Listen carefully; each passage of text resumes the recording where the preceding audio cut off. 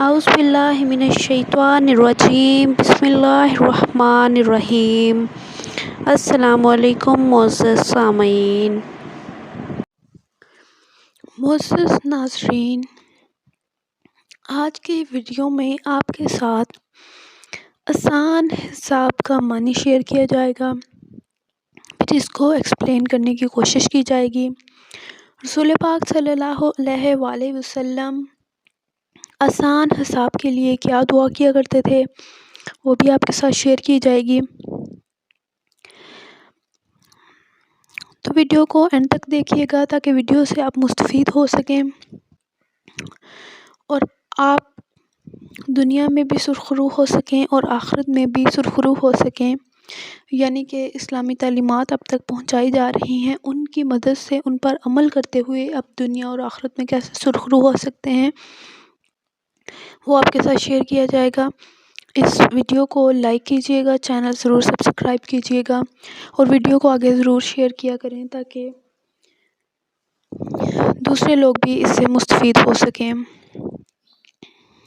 حضرت عائشہ صدیقہ رضی اللہ تعالی عنہا سے روایت ہے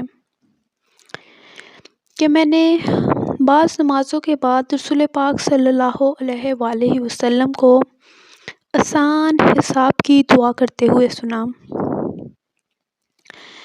میں نے عرض کیا، یا رسول پاک صلی اللہ علیہ وآلہ وسلم، آسان حساب کا کیا مطلب ہے؟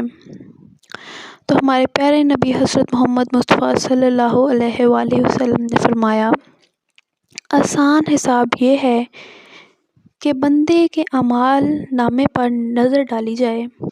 رسول پاک صلی اللہ علیہ وآلہ وسلم نے فرمایا، آسان حساب یہ ہے کہ بندے کے اعمال نامے پر نظر ڈالی جائے اور اس سے درگزر کی جائے، یعنی کہ کوئی پوچھ گچھ نہ کی جائے اور نہ کوئی جرح کی جائے۔